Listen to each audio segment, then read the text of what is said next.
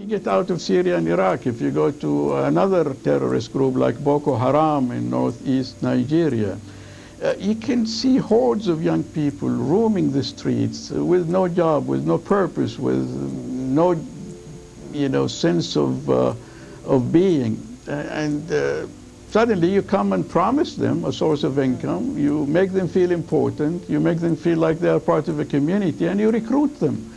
So the core cause is how to get those people out of that hopelessness, how to create opportunities, how to open windows of hope.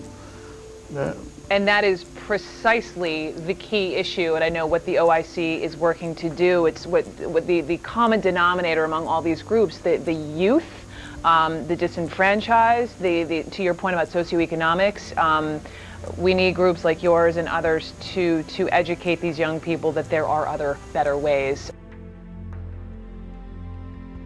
I'm telling you, poverty, that's the main thing that we should be combating.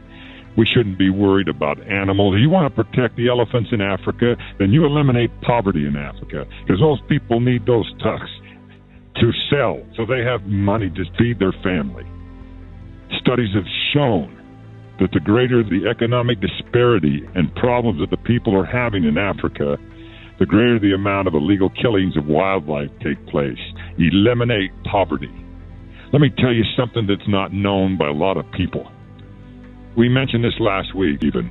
There's these Buddhist monks that are attacking Muslims over in Myanmar, in Burma. These are the people who no one wants and who have nowhere to go. They are the Rohingya, Muslims born in Buddhist Burma, a place where they have the right to nothing. This may look like a refugee camp. In reality, it's more of a ghetto. Men, women and children forced here and held here. Just 15 minutes away beyond the armed police is the town that was once their home. This is ethnic cleansing in 21st century democratic Burma. A year ago, 40-year-old Sadia had a job, a home and a son. Now she has just a tent. Our house was attacked last June by the Buddhists and the local police. They shot at us and set fire to our house. We had to flee. Her son was killed, but his body never found. At this camp and at each of the other 32 across the state, the stories are the same. Homes destroyed and communities removed. Well, we've only been walking a short period of time. Already it's very, very clear to us how basic things are and how many people there are here. 13,000. The sad truth is, this is one of the smallest camps. The mosque is now a tent and a school. Their only teacher is the imam. Islam Noor is dying. His wife, his son and his daughter spend their final hours with him on the floor of the camp's doctorless clinic.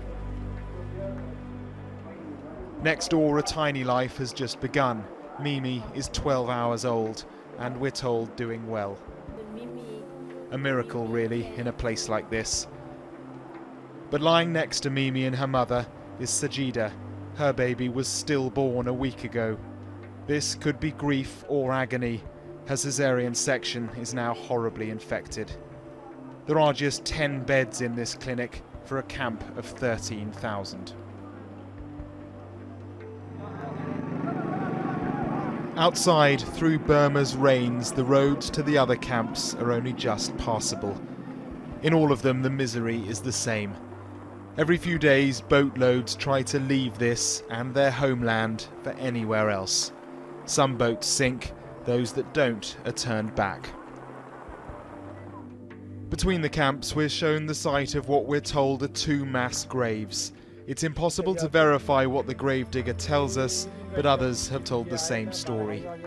One night last June, he said, police trucks dumped scores of bodies here, all unidentified and all with bullet, stab or spear wounds. This is where they probably died, in one of the many Muslim neighbourhoods in the town. They are now just scars, gaps in the landscape. The mosque is a ruin, All of them in this town have been destroyed. The area, still charred from the fires, is now a cut-through for Buddhist communities who still live right next door. Among the most troubling aspects to all this is the accusation that Buddhist monks killed Muslims and incited the whole thing, and at the city's main monastery, an apparent admission that at least half of that is true. In the killing events, actually Buddhist monks were not included. But in other events, such as organizing our own communities, they mainly involved in their organizing campaigns, for example. The abbot showed us photographs which he said showed the Muslims attacking them first. One showed a decapitated woman, raped and murdered by Muslims, he claimed. But at the heart of it all is the denial that these people even exist as a race. 3 generations after they arrived here, they are the people who no one will claim.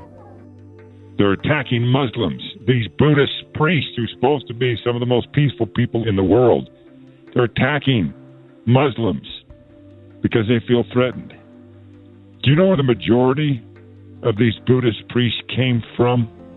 The Buddhist priests that are young, in their late teens to early 30s. They came. I don't even know if I can say this. I don't even know if I can explain it because it just kills me. Most of those people that are supporting this ridiculous desire to hurt Muslim people, they were deposited in monasteries as children to escape the poverty of their parents or as orphans. And it has created these angry young men who were raised in these monasteries, raised in this, it's sick. That's the real truth. If you are a man especially, and your whole value system, you can't have any kids. That's just how the ball bounces. You can't have any children, and you're trying to attract a woman to you or a mate in any way. The only attraction that one might have is what you can provide. If you have no means of provisions, you have no means to create a value for the individual that you're in love with or you're seeking for that affection, you will seek that out. You put a gun in the hand of a man, especially a man, who is seeking for self-worth, and the moment his finger touches that trigger, he has self-worth. He does. And the more bullets he has, the more powerful his gun, the more self-worth he has. That concept must be changed. This is Nigeria, Africa's second biggest economy after South Africa. Dubbed the Saudi Arabia of Africa because of its huge oil reserves, Nigeria is a place where poverty should have been a thing of the past. 100 million Nigerians live on less than $1 a day in this country of almost 160 million people. The Nigerian society has gotten so used to the corruption such that everywhere I went, the ordinary citizens talked about it. I witnessed this encounter with a suspected oil smuggler, and the governor's security pounced on him. Fortunately for this man, his truck was carrying water, a sign of how people struggle with getting the basic necessities like running water. And people are asking, how many years now?